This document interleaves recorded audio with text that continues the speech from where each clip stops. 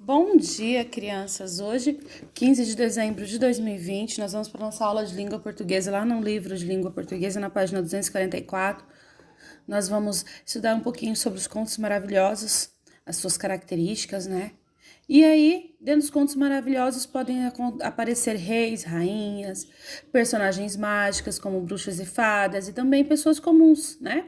Que recebem ajuda mágica como recompensa por ter um bom coração.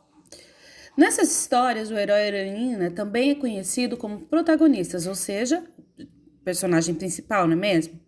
Tem de enfrentar obstáculos antes do final feliz.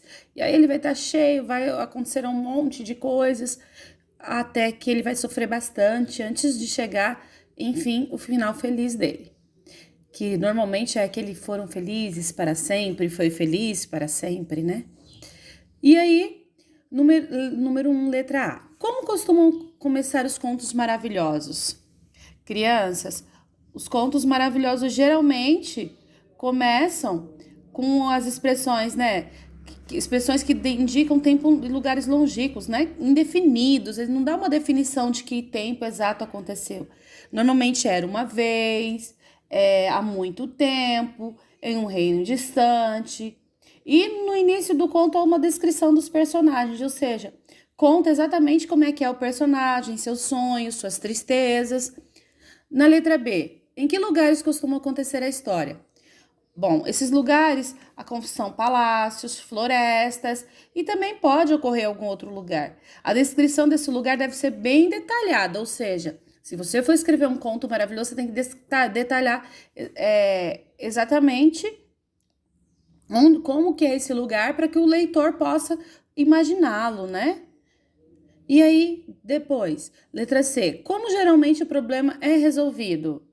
Bom, é lógico que o problema é resolvido assim, sempre o herói passa por provações e para mostrar a coragem e também conquistar o amor da princesa.